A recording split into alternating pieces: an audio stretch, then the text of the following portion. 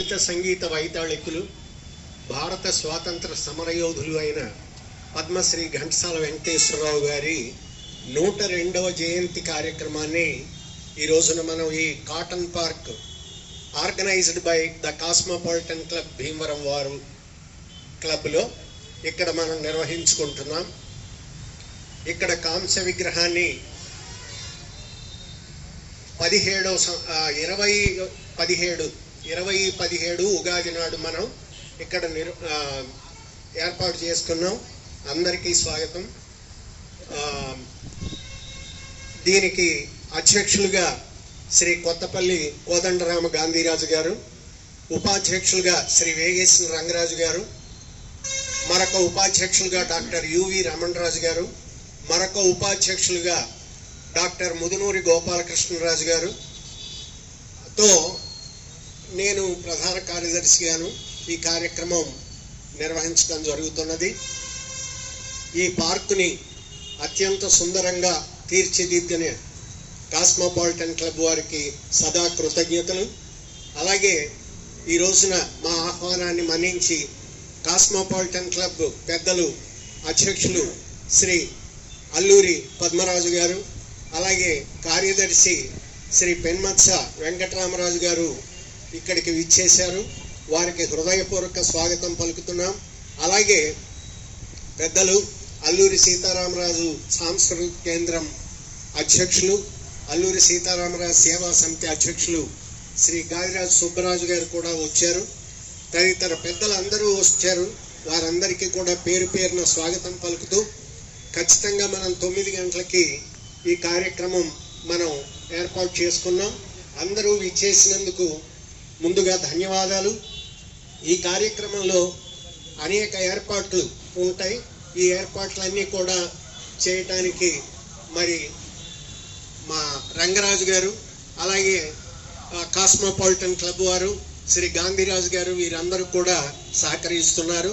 వారందరికీ పేరు పేరున ధన్యవాదాలు, కృతజ్ఞతలు తెలియజేస్తున్నాం. ముందుగా ఈ రోజున ఘంటసాల గారి కాంస్య విగ్రహానికి పుష్పమాల సమర్పించడానికి, అలాగే ఈ సత్కారం అంటే ఈవేళ మనం ఈ విగ్రహాన్ని విగ్రహంగా మనం భావించం. గురువు గారే వచ్చి కూర్చున్నారు. ఆయన సంగీత గురువు ప్రపంచానికి. అలాంటి సంగీత గురువుకి మనం చేసుకుంటున్నటువంటి జన్మదిన వేడుకగా దీన్ని భావిస్తున్నాం. కాబట్టి ఈ కార్యక్రమం ఖచ్చితంగా 9 అంటే 9. మరి ఈ కాంస్య విగ్రహ కమిటీ గాంధీరాజు గారు అనివార్య కారణాల వల్ల ఇక్కడికి రాలేకపోవడంతో వారి స్థానంలో శ్రీ వేగేశ్వర రంగరాజు గారిని వచ్చి ముందుగా పైకి విగ్రహం దగ్గరికి చేరుకోవాల్సిందిగా కోరుతున్నాను. అలాగే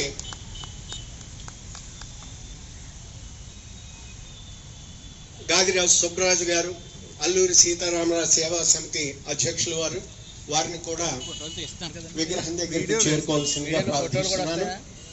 తర్వాత కాస్మోపాలిటన్ క్లబ్ అధ్యక్షులు శ్రీ అల్లూరి పద్మరాజు గారిని విగ్రహం దగ్గరికి చేరుకోవాల్సిందిగా ప్రార్థిస్తున్నాను.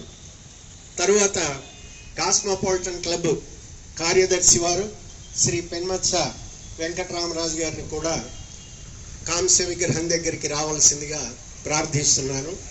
అందరూ వచ్చి ఇక్కడ ఆశీనులు కావాల్సిందిగా ప్రార్థిస్తున్నాను. బుజ్జి గారు రండి, అందరూ పేరు పేరున. రామరాజు గారు రండి, సీట్లు ఉన్నాయండి. మరి విష్ణుప్రియ సుబ్బరాజు గారు కూడా వచ్చారు. వారు నరసింహరాజు మాస్టారు, అలాగే కృష్ణరాజు మాస్టారు, సీతారామస్వామి గారు, అందరూ మునిరత్నం గారు, వీరు వారం లేదు నాకు తెలిసిన ఎదురుగా ఉన్న పేర్లు చెప్తున్నాను. వారందరికీ పెద్దలందరికీ పేరు పేరున హృదయపూర్వక స్వాగతం. అలాగే దంతులూరి జోగి జగన్నాథరాజు గారి ధర్మసత్రానికి వంశపారంపర్య ధర్మకర్తలైన శ్రీ రామ్ కుమార్ రాజు గారు, అలాగే డిఎన్ఆర్ కాలేజీ కార్యదర్శి బాబు గారు వచ్చారు. వారికి కూడా హృదయపూర్వక స్వాగతం. ఇక పైకి చేరుకోవాల్సిందిగా ప్రార్థిస్తున్నాం. సెలవు ఇవ్వండి.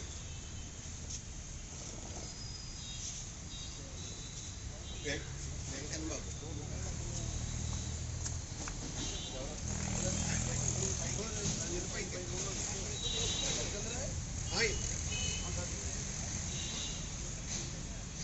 ముందుగా ఘంటసాల గారి విగ్రహం అనద్దు, ఘంటసాల గారికి శాలువా సమర్పించవలసిందిగా అధ్యక్ష స్థానంలో ఉన్న శ్రీ వేగేశ్వర రంగరాజు గారిని కోరుకున్నాం.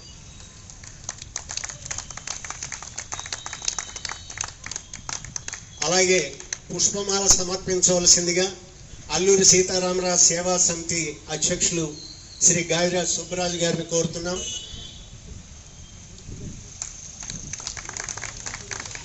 తర్వాత పుష్పమాల సమర్పించవలసిందిగా ది కాస్మోపాలిటన్ క్లబ్ భీమవరం అధ్యక్షులు శ్రీ అల్లూరి పద్మరాజు గారిని కోరుతున్నాం.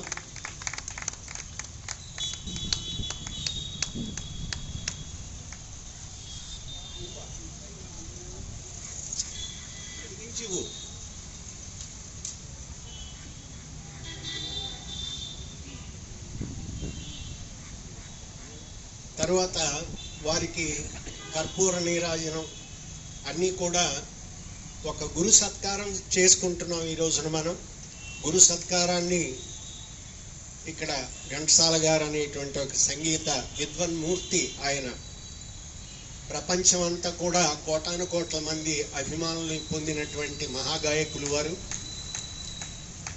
అలాంటి గాయకులు ఈ రోజున 102వ జయంతి జరుపుకుంటున్నాం మనం. హారతి సమర్పించవలసిందిగా పెద్దలందరినీ కోరుతున్నాను. అలాగే ధూపం కూడా సమర్పించవలసిందిగా ప్రార్థిస్తున్నాను.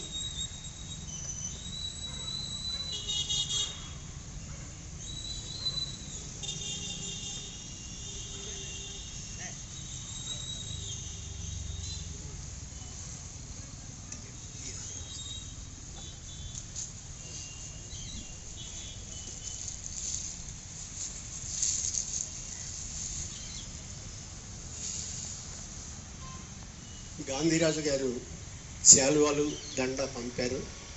దండని సమర్పించవలసిందిగా శ్రీ పెన్మత్స వెంకటరామరాజు గారిని ప్రార్థిస్తున్నాను. పైకొచ్చి గురువుగారికి హారం సమర్పించవలసిందిగా ప్రార్థిస్తున్నాను. మీరు అక్కడే ఉండండి, ఒక్క నిమిషం.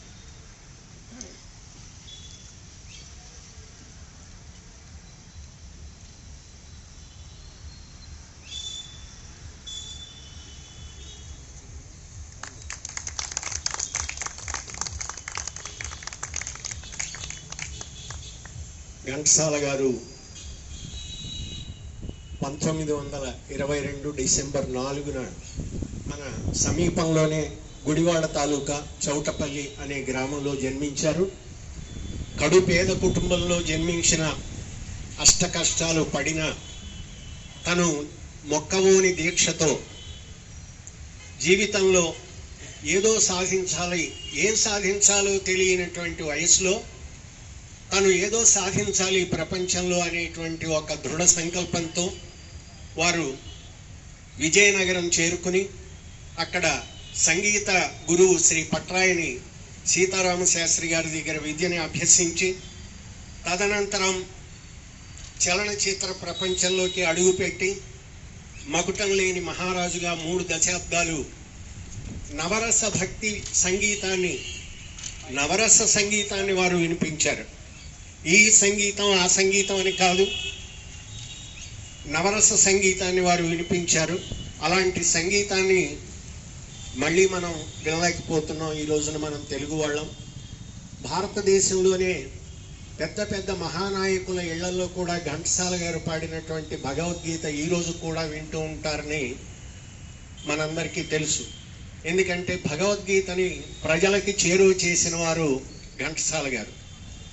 వారు సినిమా సంగీతం ఒక పక్క, లలిత సంగీతం అంటే పుష్ప విలాపం, కుంతి కుమారి, సాంధ్యశ్రీ మొదలైనటువంటి పద్యకావ్యాలు ఒక పక్కన, జాషువా గారి పద్యాలు, కరుణశ్రీ గారి పద్యాలు, ఒకటేమిటి దేశభక్తి గీతాలు, మాది స్వతంత్ర దేశం అని కానీ, స్వాతంత్రమే మా జన్మ హక్కుని చాటండి అని కానీ, ఇలాగా అనేకమైనటువంటి ఉత్సాహాన్ని మనలో నింపి స్వతంత్ర పోరాటానికి అడుగులు వేసిన మహనీయుడు ఘంటసాల గారు.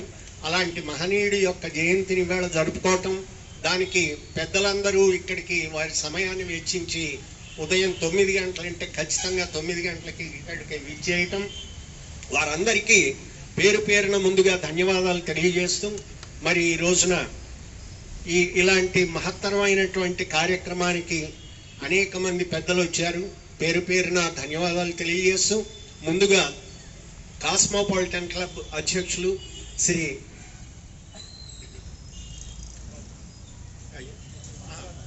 పద్మరాజు గారిని చిరు సత్కారం అందించవలసిందిగా మా అధ్యక్షులు శ్రీ వేగేశ్వర రంగరాజు గారిని కోరుతున్నాను.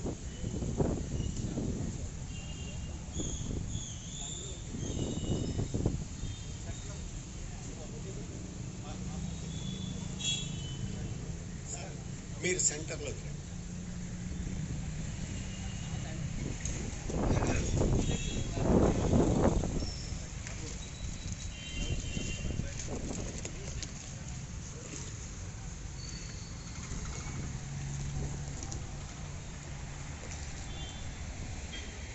సత్కారాన్ని స్వీకరిస్తున్నందుకు అల్లూరి పద్మరాజు గారికి, president the cosmopolitan club Bhimavaram వారికి కృతజ్ఞతలు, నమస్కారాలు. అలాగే కార్యదర్శి వారు శ్రీ పెన్మత్స వెంకటరామరాజు గారు, వారిని కూడా ఈ చిరు సత్కారాన్ని స్వీకరించవలసిందిగా కోరుతున్నాం.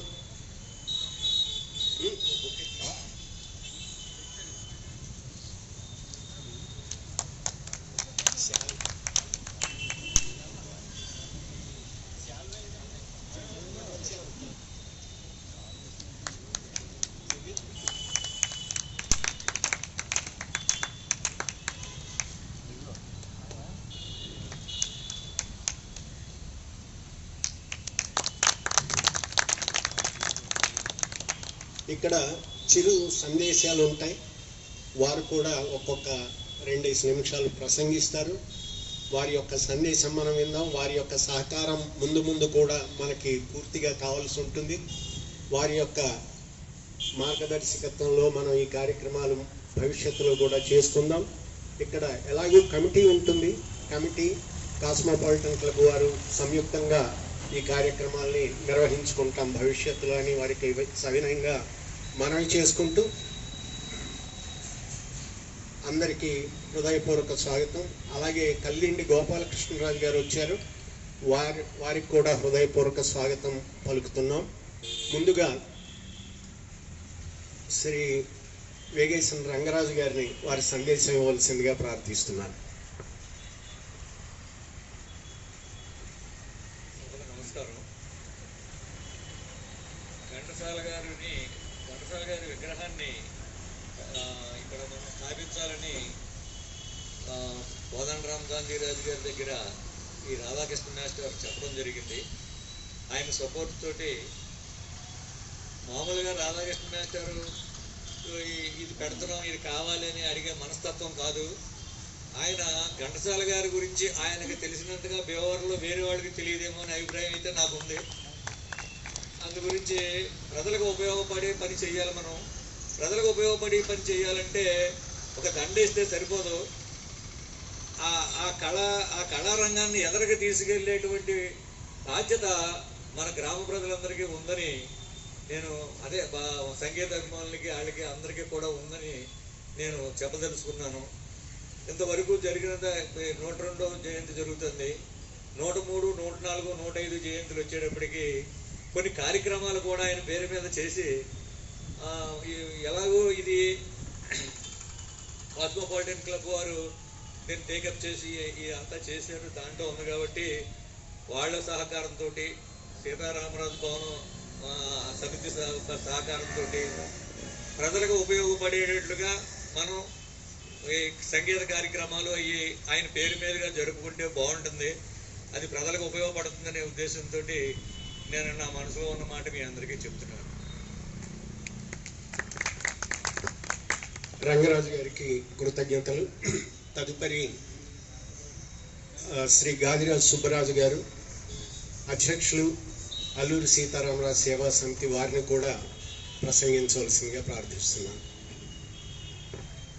ఈ రోజున మరి ఘంటసాల గారి జయంతిని జరుపుకుంటాం, చాలా సంతోషం. మరి ఆ మహానుభావుడు విగ్రహం ఇంత మంచి ప్లేస్లో ఈ కెనాల్ పక్కన పెడతాం.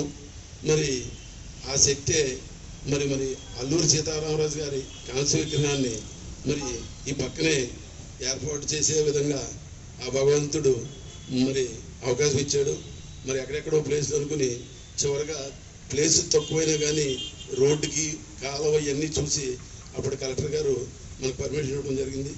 మరి క్లబ్ అయినా మన ఈ కమిటీ అయినా సీతారామరాజు అయినా ఇంకో సంస్థలైనా మనం అందరం మంచి కార్యక్రమాలు ప్రజలకు ఉపయోగపడే చేయడానికి మన పెద్దలందరూ సహకరిస్తున్నారు.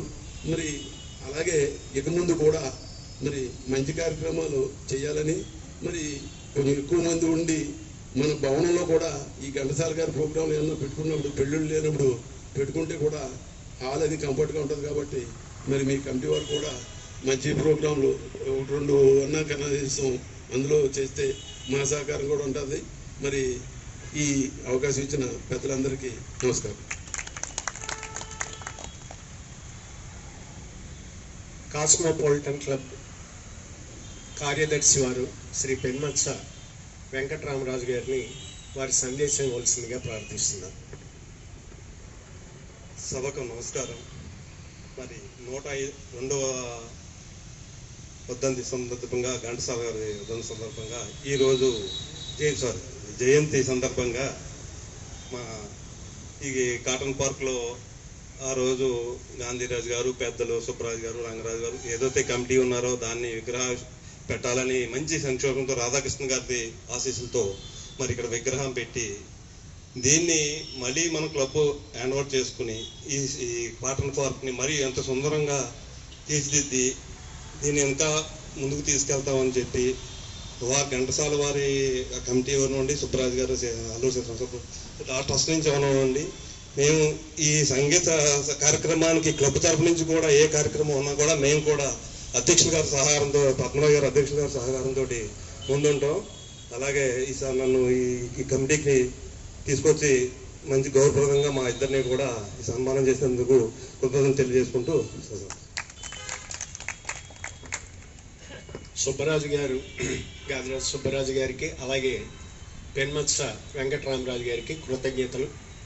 తదుపరి డిఎన్ఆర్ కళాశాల కార్యదర్శి వారు శ్రీ బాబు గారిని వచ్చి వారి యొక్క సందేశాన్ని ఇవ్వాల్సిందిగా ప్రార్థిస్తున్నాను.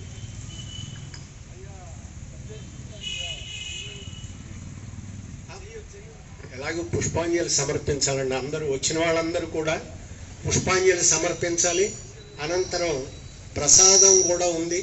ప్రసాదాలు కూడా గురువు గారి ప్రసాదం అందరం స్వీకరించాలి. నెక్స్ట్ ఇయర్ మీరు ఏర్పాటు చేద్దుకండి.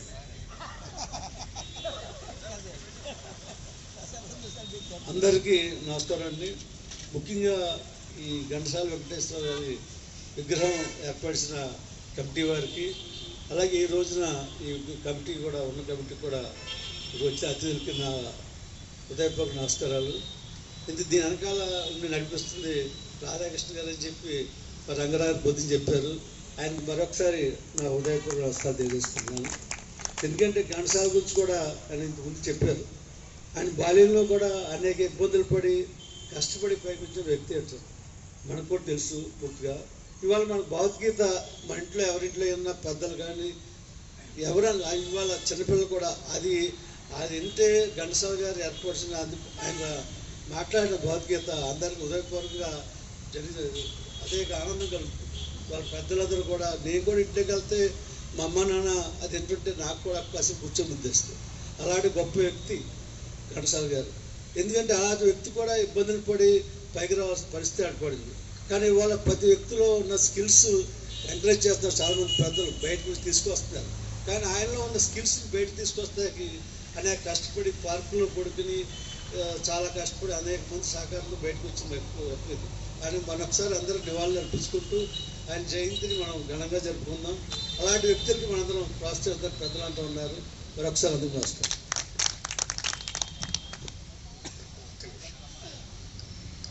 శ్రీ బాబు గారికి ధన్యవాదాలు. తర్వాత శ్రీ విష్ణుప్రియ సుబ్బరాజు గారిని ఒక్క నిమిషం కేజీఆర్ఎల్ కళాశాల ప్రిన్సిపల్గా పనిచేసి రిటైర్ అయిన శ్రీ చంద్రజీ గారి నుంచి ఒక్క నిమిషం ప్రసంగించవలసిందిగా ప్రార్థిస్తున్నాను. ఘంటసాల గారు విజయనగరం వీధుల్లో బిచ్చం ఎత్తుకొని, అంటే ఆ రోజుల్లో మధుకరం అనేవాడు, బ్రాహ్మలు జోలి కట్టుకొని ఇంటింటికి తిరిగి వారు ఆహారాన్ని తీసుకొచ్చుకొని, అలాగే పిలుద్దాం సార్. అలాంటిది వారు గొప్పవాళ్ళు అయిన తర్వాత ఒక మాట అడిగారు, మీ కంఠంలో మాధుర్యానికి కారణం ఏంటండి అని అడిగారు. అడిగితే ఆ స్థాయికి ఎదిగిన వాళ్ళు, అబ్బే నేను పుట్టడంతోనే మహావిద్వాంసుండండి, భగవంతుడు ఎవరు, తల్లిదండ్రులు ఎవరు, సమాజం ఏముంది, దేశం ఏముంది అని అనలేదు. ఆయన ఒక మాట అన్నారు, ఏ తల్లి తన యొక్క అమృతమయమైనటువంటి తన హస్తంతో నా జోలెలో మొదటిసారి కబళం వేసిందో, ఆ తల్లి యొక్క హస్తం యొక్క అమృతత్వమే నా గళంలో నింపుకోగలిగాను. నేను, నా గళంకి ప్రత్యేకత ఏం లేదు, అది ఆ తల్లి యొక్క గొప్పతనం అని ఎంతో వినయంగా ఆయన చెప్పడం జరిగింది. అంటే ఎదిగిన వాళ్ళు ఎప్పుడూ కూడా చాలా చాలా చాలా తమని తాము తగ్గించుకొని I'm nothing in this world అనుకునే బ్రతుకుతారు. ఆయన జీవితం అంతా కూడా డబ్బు కోసమో, కీర్తి కోసమో, చప్పట్ల కోసమో సంగీతం పాడలేదు. ఆయన పాడిన సంగీతం మొత్తం కూడా భగవంతుడి యొక్క కార్యం కింద భావించి ఆయన ఏ సంగీతం పాడినా అలాగే పాడారు. అలాగే ఇంకొక చిన్న విషయం చెప్పాలి. ఘంటసాల గారి గురించి ఎంతసేపు చెప్పినా ఎంత అయినా చెప్పచ్చు. ఈ రోజున మరొక ముఖ్యమైన విషయం, కాకినాడలో శ్రీ చాగంటి కోటేశ్వరరావు గారు కూడా ఇవాళ రేపు 2 రోజులు అక్కడ గోశాలలో ఘంటసాల గారి జయంతి మొదటిసారి చేస్తున్నారు. అంటే సామాన్యంగా ఒక మనిషి గతించిన తర్వాత 1 సంవత్సరం, 2 ఏళ్ళు, 3 ఏళ్ళు ఆయన్ని తలుచుకుంటాం, బాధపడుతుంటాం. ఆయన గతించి ఇప్పటికి 50 ఏళ్ళు దాటిపోతున్నది. 50 ఏళ్ళు దాటిపోయింది. ఈరోజు కూడా ఆయన్ని ఇంకా ఇంకా ఇంకా ఆయన సంగీతమే శాశ్వతమైనది, ఆయన సంగీతమే నాణ్యమైనది, ఆయన సంగీతమే చాలా ప్రామాణికమైనది అని మనం భావించడానికి కారణం ఆ గళ మాధుర్యం, ఆ తెలుగు ఉచ్చారణ, తెలుగు ఎలా ఉచ్చరించాలో నేర్పారు జాతికి. భగవద్గీత పాడి మనందరిలో కూడా భగవద్గీత యొక్క సారాన్ని మనందరికీ అందించారు మహానుభావులు. లేకపోతే ఈ లోకమంతా నాదే, ఇది నాదే, అది నాదే అనేటువంటి భావం నుంచి జాతస్య హి ధ్రువో మృత్యు ధ్రువం జన్మ మృతస్య చ అని శ్లోకాలను పాడి అర్థం చెప్పి, కేవలం శ్లోకాలు పాడితే మనం వెనకపోదాం, దాని అర్థం కూడా చెప్పడంతో ఆ అర్థం మనకి పరమార్థమైంది. కాబట్టి ఘంటసాల గారికి ధన్యవాదాలు తెలియజేసుకుంటున్నాం, జయజయలు పలుకుతున్నాం. శ్రీ చంద్రజీ గారిని వారి యొక్క క్లుప్త ప్రసంగాన్ని చేయవలసిందిగా ప్రార్థిస్తున్నాను. సంగీతము వినా సన్మార్గము కలదా? అసలు సంగీతం వింటేనే ఆరోగ్యప్రదమైనటువంటి జీవనం వస్తుందండి. ఏమీ తెలియనటువంటి రోజుల పిల్లవాడు అమ్మ జో లాలి అని అంటేనే పరవశించిపోయి నిద్ర పొంది ఆనందపడిపోతున్నటువంటి పరిస్థితుల్లో ఆ సంగీత ఆస్వాదన మనందరికీ తెలుసున్నది. అలాంటిది మనం పెరిగిన తర్వాత సాహిత్య భావనతో ఆ సంగీతాన్ని కలుపుకుని పాడిన తర్వాత వాటికి అనుభూతి పొందటం అనేటటువంటిది చాలా గొప్ప విషయం. ఎక్కువ అనారోగ్యాలు తప్పాలంటే తక్కువగా మిగతా విషయాలు మాట్లాడుతూ ఎక్కువ సంగీతాన్ని వినాలన్నారని. అందువల్ల ఏంటంటే సంగీతమపి సాహిత్యం సరస్వత్యా స్తనద్వయం ఏకమాపాత మధురం అన్యది ఆలోచనామృతం.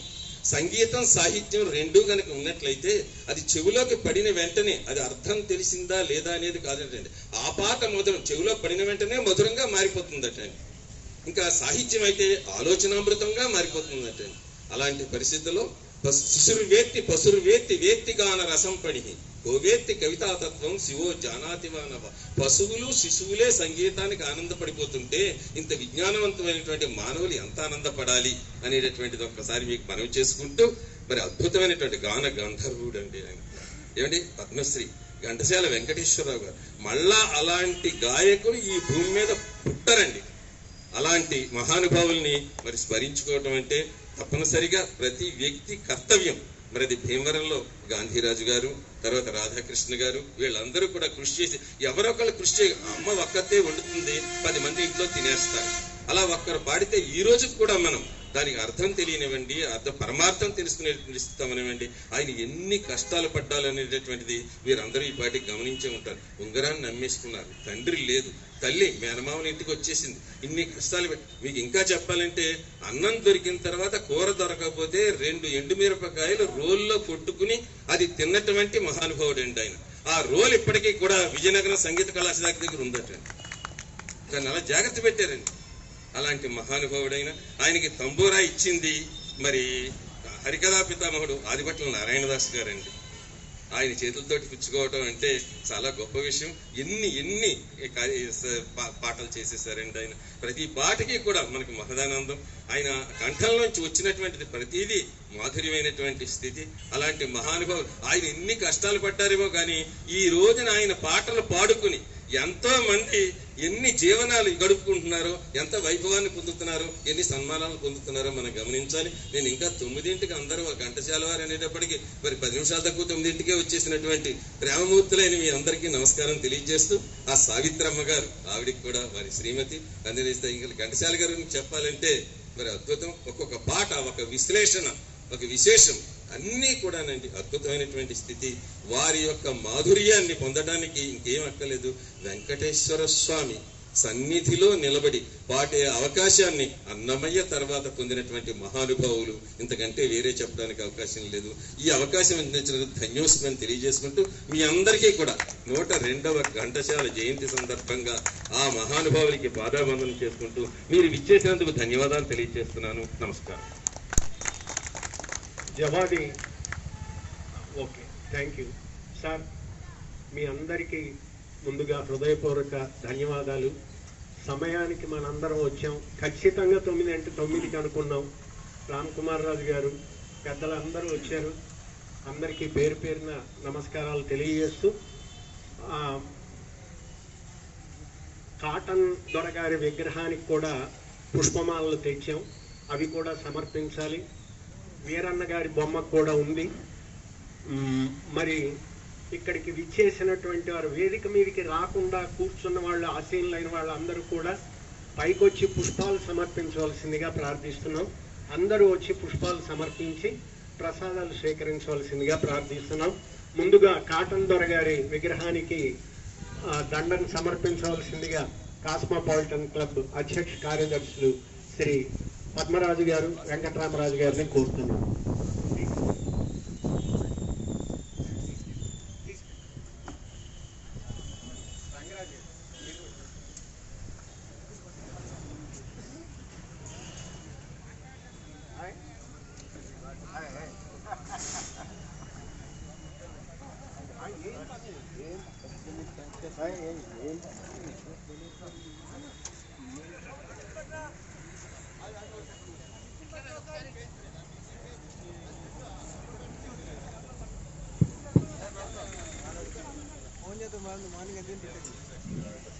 గోదావరి జలాల్ని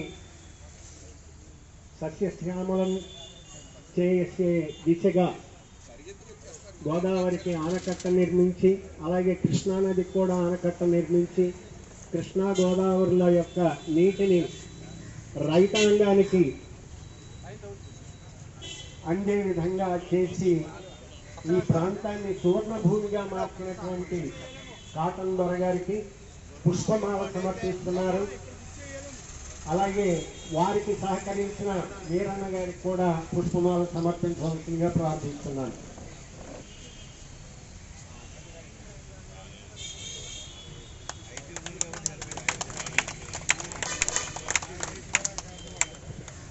స్టెప్ ఎక్కండి సార్.